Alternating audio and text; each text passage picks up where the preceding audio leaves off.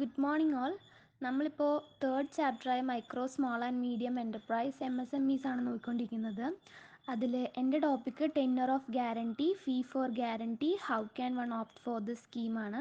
So നമുക്ക് tenure of guarantee എന്താണെന്ന് ആദ്യം നോക്കാം. The guarantee cover under the scheme is for the agreed tenure of term loan or composite credit. In case of working capital, the guarantee cover is of 5 years or block of 5 years. Tenure means കാലാവധി എന്നാണ് tenure കൊണ്ട് ഉദ്ദേശിക്കുന്നത്. So നമ്മളിപ്പോൾ എടുക്കുന്ന credit composite ക്രെഡിറ്റിൻ്റെ അല്ലെങ്കിൽ term ലോണിൻ്റെ guarantee cover അല്ലെങ്കിൽ term കാലാവധി എത്രത്തോളമാണ് അതാണ് ഇതിൽ വരുന്നത്. സോ വർക്കിംഗ് ക്യാപിറ്റലിൻ്റെ കേസിൽ വരുമ്പോൾ ഗ്യാരണ്ടി കവർ 5 ഇയേഴ്സും ഓർ ബ്ലോക്ക് ഓഫ് 5 ഇയേഴ്സ് എന്നാണ് പറയുന്നത്. അപ്പോൾ ഇതാണ് ടെന്യൂർ ഓഫ് ഗ്യാരണ്ടി എന്ന് പറഞ്ഞത്. ഇനി നമുക്കിതിൽ ഫീ ഫോർ ഗ്യാരണ്ടി എങ്ങനെയാണെന്ന് നോക്കാം. The fees charged by the trust fund is a percentage of 1% per annum. The amount so sansitoned. That means first നമ്മൾ ഇപ്പോൾ ഒരു എമൗണ്ട് ഓഫ് ഫണ്ട് അഡോപ്റ്റ് ചെയ്യുമ്പോൾ അതിന് 1% per annum ആണ് ഇവർ ഫീസ് ചാർജ് ചെയ്യുന്നത്. ഓക്കെ, ഒരു 1% per annum ആണ്. നമ്മളിപ്പോൾ എത്ര എമൗണ്ട് ആണോ എടുക്കുന്നത് അവിടെ നിന്ന് നമുക്ക് അവർ 1% per annum അവർ നമുക്ക് ഫീസ് ചാർജ് ചെയ്യുന്നത്. അപ്പോൾ ഫസ്റ്റ് കേസ് പറയുകയാണെങ്കിൽ 0.75% for credit up to 5 lakhs. 5 lakhsന് മുകളിലാണെങ്കിൽ 75% ഇതാണ് പെർസെൻറ്റേജ് ആണ് അവർ നമുക്ക് ചാർജ് ചെയ്യുന്നത്. സെക്കൻഡ് കേസിൽ ഇപ്പോൾ 5 lakhs to 100 lakh, 5 ലക്ഷം തൊട്ട് 100 ലക്ഷം വരെയുള്ള ക്രെഡിറ്റ് ആണ് നമ്മൾ എടുക്കുന്നതെങ്കിൽ 85% ആണ്, 0.85% ആണ് അവർ നമുക്ക് ചാർജ് ചെയ്യുന്ന ഫീസ് എന്ന് പറയുന്നത്. ഇനി നമുക്ക് അടുത്ത് നോക്കാനുള്ളത് how can one opt for the scheme. അപ്പോൾ അതിൽ the procedure to opt for the scheme is explained below. 4 പ്രൊസീജിയറാണ് ഇവിടെ നമുക്ക് തന്നിരിക്കുന്നത്. അതിൽ ഫസ്റ്റ് പ്രൊസീജിയർ എന്താണെന്ന് നോക്കാം. Okay, the first and foremost step to avail this scheme is to prepare a proper business plan including all the details, financial and otherwise. The business model should be such that it explains the viability of the project.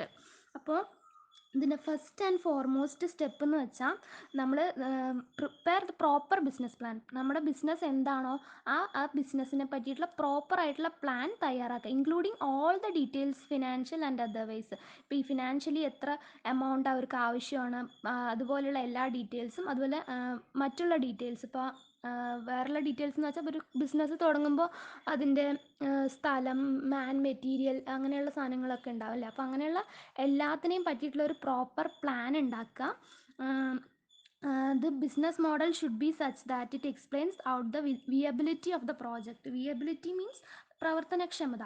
അപ്പോൾ നമ്മൾ ഈ ബിസിനസ്സിൻ്റെ ഒരു model ഉണ്ടാക്കി ആ model എങ്ങനെ പ്രവർത്തിക്കും, ഇപ്പോൾ എങ്ങനെയാണ് ഭാവിയിൽ അത് റൺ ചെയ്യാൻ പോകുന്നത്, അത് സക്സസ് ആവുമോ എന്നുള്ള ഒരു വിയബിലിറ്റി ഓഫ് ദ പ്രോജക്റ്റ് നമ്മൾ ഇതിൻ്റെ കൂടെ എക്സ്പ്ലെയിൻ ചെയ്ത് കൊടുക്കണം എന്നതാണ് ഫസ്റ്റ് സ്റ്റെപ്പ്. എന്ന് വെച്ചാൽ അതിൽ നമ്മൾ പ്രോപ്പറായിട്ടുള്ള ബിസിനസ് പ്ലാൻ ഉണ്ടാക്കണം. ബിസിനസ് മോഡൽ അത് വിയബിലിറ്റി കാണിച്ചു കൊടുക്കുന്ന തരത്തിലുള്ള ഒരു പ്രോജക്റ്റ് നമ്മൾ ഉണ്ടാക്കിയിട്ട് അവർക്ക് കാണിച്ചു കൊടുക്കുക. അതാണ് first step.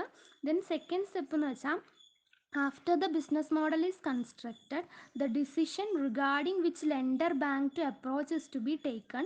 Once it is done, the application along with the business model is submitted to the bank. Second സ്റ്റെപ്പിൽ പറയുന്നതെന്ന് വെച്ചാൽ ബിസിനസ് മോഡൽ നമ്മൾ ഉണ്ടാക്കിയില്ലേ, ബിസിനസ് മോഡൽ കൺസ്ട്രക്ട് ചെയ്തതിന് ശേഷം നമ്മൾ ഏത് ബാങ്കിൽ നിന്നാണോ നമ്മൾ ഫണ്ട് അഡോപ്റ്റ് ചെയ്യാൻ പോകുന്നത് ആ ബാങ്കിലേക്ക് നമ്മൾ ആ ബാങ്കിനെ അപ്രോച്ച് ചെയ്യുക. ഓക്കെ, ആ ഡിസിഷനാണ് നമ്മൾ ഇതിലെടുക്കുന്നത്. ബിസിനസ് മോഡൽ കൺസ്ട്രക്ട് ചെയ്തതിന് ശേഷം ഏത് ബാങ്കാണോ നമുക്ക് വായ്പ നൽകുമെന്ന് ഉദ്ദേശിക്കുന്നത് ആ ബാങ്കിനെ സംബന്ധിച്ചുള്ള ഡിസിഷനാണ് നമ്മൾ സെക്കൻഡ് സ്റ്റെപ്പിൽ എടുക്കുന്നത്. Then once it is done, the application along with the business model is submitted to the bank. ഏത് ബാങ്കിലാണോ നമ്മൾ എടുക്കാൻ തീരുമാനിച്ചിരിക്കുന്നത് ആ ബാങ്കിലേക്ക് നമ്മൾ ഈ ബിസിനസ് മോഡലും നമ്മുടെ പ്രോജക്റ്റിൻ്റെ മോഡൽ നമ്മൾ സബ്മിറ്റ് ചെയ്യുകയാണ്. അതാണ് നമ്മുടെ സെക്കൻഡ് സ്റ്റെപ്പിൽ വരുന്നത്. ഓക്കെ, അപ്പോൾ നമ്മൾ ഫസ്റ്റ് സ്റ്റെപ്പിൽ സ്കീം നമ്മൾ പ്രോപ്പറായിട്ടുള്ള ബിസിനസ് പ്ലാന് ഉണ്ടാക്കി അതിനുശേഷം നമ്മൾ സെക്കൻഡ് സ്റ്റെപ്പിൽ ഏത് ബാങ്കിലേക്കാണോ നമ്മളത് സബ്മിറ്റ് ചെയ്യേണ്ടതെന്ന് തീരുമാനിച്ചു ആ ബാങ്കിൽ നമ്മളത് സബ്മിറ്റ് ചെയ്തു. അതാണ് ഇപ്പോൾ നമ്മൾ ഫസ്റ്റ് സെക്കൻഡ് സ്റ്റെപ്പ്. ഇനി നമ്മൾ തേർഡ് സ്റ്റെപ്പാണ് നോക്കുന്നത്. Third step, the bank will check and verify all the details of the application and the model of the project so submitted. നമ്മൾ സബ്മിറ്റ് ചെയ്തിട്ടുള്ള നമ്മുടെ പ്രോജക്റ്റിൻ്റെ മോഡൽ അവർ ചെക്ക് ചെയ്യും, ഡീറ്റെയിൽ ആൻഡ് വെരിഫൈ. ഓക്കെ, അവർ ഡീറ്റെയിൽഡ് ആയിട്ടുള്ള നമ്മുടെ ഡീറ്റെയിൽഡ് ആയിട്ട് ഒരു സ്റ്റഡി നടത്തും. ചെക്ക് ആൻഡ് വെരിഫൈ ചെയ്തതിന് ശേഷമാണ് ബാങ്ക് നമ്മൾ സബ്മിറ്റ് ചെയ്തത് അവർ ചെക്ക് ചെയ്യും. നമുക്കിപ്പോൾ ഫണ്ട് പ്രൊവൈഡ് ചെയ്യണോ വേണ്ടയോ എന്നൊക്കെ അവർ തീരുമാനിക്കുന്നത് അതിലായിരിക്കും, തേർഡ് സ്റ്റെപ്പിലായിരിക്കും. ദെൻ നമ്മുടെ ഫോർത്ത് സ്റ്റെപ്പ് എന്ന് വെച്ചാൽ, after verification, the bank will further send the application to the CGFT-MSC fund, where the application will be scrutinized again. If it is approved, the fund will instruct the bank to release funds for the business. Okay, fourth step എന്ന് വെച്ചാൽ after verification. നമ്മുടെ third സ്റ്റെപ്പിൽ നമ്മൾ verification കൊടുത്തു, നമ്മൾ submit ചെയ്തിട്ടുണ്ട് നമ്മുടെ project മോഡലൊക്കെ.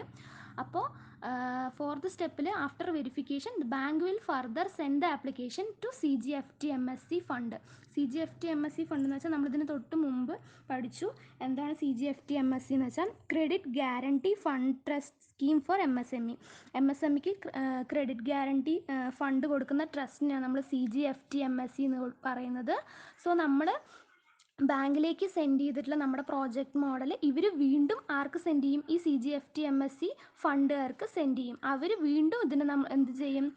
ഫർദർ അവർ എഗെയിൻ സ്ക്രൂട്ടനൈസ് ചെയ്യും. എന്ന് വെച്ചാൽ ഒന്നുകൂടെ അവർ നമ്മുടെ ബിസിനസ് മോഡലും ചെക്ക് ചെയ്തിട്ടാണ് ചെക്കും വെരിഫൈ ചെയ്തതിന് ശേഷമാണ് അവർ നമുക്ക് ഗ്രാൻഡ് ചെയ്യുക.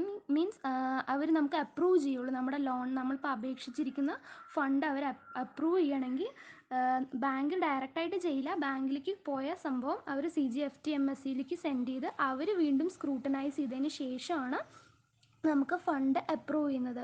If it is approved, the fund will instruct the bank to release funds for the business.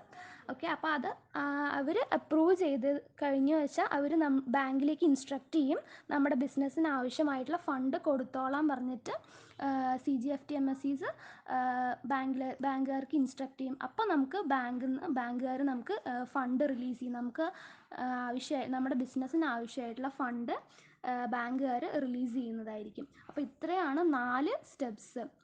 How can one opt for the scheme എന്ന് വെച്ചാൽ ഈ ടെന്യൂർ ഓഫ് ഗ്യാരണ്ടി എന്നുള്ള സ്കീമിലേക്ക് എങ്ങനെയാണ് ഒരാൾ ഇപ്പോൾ ഒരു ബിസിനസ്സിന് ആവശ്യമായിട്ടുള്ള ഫണ്ട് എങ്ങനെയാണ് കിട്ടുന്നതെന്നാണ് 4 സ്റ്റെപ്പ്. സോ ഒന്നുകൂടെ പറയാം. ഫസ്റ്റ് സ്റ്റെപ്പ് വന്നിട്ട് നമ്മുടെ proper business plan including all the details, financial and otherwise എല്ലാ ഡീറ്റെയിൽസും ഇൻക്ലൂഡ് ചെയ്യുന്ന ഒരു ബിസിനസ് പ്ലാൻ ഉണ്ടാക്കുന്നു. The business model should be such that it explains out the viability of the project, എങ്ങനെ പ്രോജക്റ്റ് പ്രവർത്തിക്കുന്നുള്ള കാണിച്ചുകൊണ്ടുള്ളതായിരിക്കണം നമ്മുടെ ബിസിനസ് മോഡൽ. അങ്ങനെ നമ്മൾ ബിസിനസ് മോഡൽ ഉണ്ടാക്കുന്നു. അതാണ് നമ്മുടെ first step. Then second step വന്നിട്ട് നമ്മുടെ ബിസിനസ് മോഡൽ ഉണ്ടാക്കിയതിന് ശേഷം നമ്മൾ ഏത് ലെൻഡർ ബാങ്കിലേക്കാണോ നമ്മൾ അപ്രോച്ച് ചെയ്യേണ്ടത് എന്നുള്ള ഡിസിഷനാണ് എടുക്കുന്നത്. അവിടെ നമ്മൾ ഡിസൈഡ് ചെയ്ത് once that is done, the application along with the business model. നമ്മുടെ ആപ്ലിക്കേഷൻ നമ്മൾ ഇപ്പോൾ ഈ ബാങ്കിൽ പോയി കൊടുക്കുകയാണെങ്കിൽ അത് നമ്മളൊരു ആപ്ലിക്കേഷൻ കൊടുക്കണം അല്ലേ? അപ്പോഴാണ് അവർ നമുക്ക് ഫണ്ട് ഗ്രാൻഡ് ചെയ്യുക. അപ്പോൾ ആ ആപ്ലിക്കേഷനും നമ്മുടെ ബിസിനസ് മോഡലും കൂടെ ചേർത്ത് നമ്മൾ അവർക്ക് സബ്മിറ്റ് ചെയ്യുന്നു. അതാണ് നമ്മുടെ സെക്കൻഡ് സ്റ്റെപ്പ്. ദെൻ തേർഡ് സ്റ്റെപ്പിൽ വന്നിട്ട് ബാങ്ക് ചെക്ക് ആൻഡ് വെരിഫൈ ചെയ്യുന്നു. ഓൾ ദ ഡീറ്റെയിൽസ് നമ്മൾ പ്രൊവൈഡ് ചെയ്ത് ആപ്ലിക്കേഷൻ്റെ കൂടെ നമ്മൾ പ്രൊവൈഡ് ചെയ്തതിൽ നമ്മുടെ ബിസിനസ് മോഡലും നമ്മുടെ ആപ്ലിക്കേഷനും അവർ ചെക്ക് ചെയ്ത് വെരിഫൈ ചെയ്യുന്നതാണ് തേർഡ് സ്റ്റെപ്പിൽ വരുന്നത്.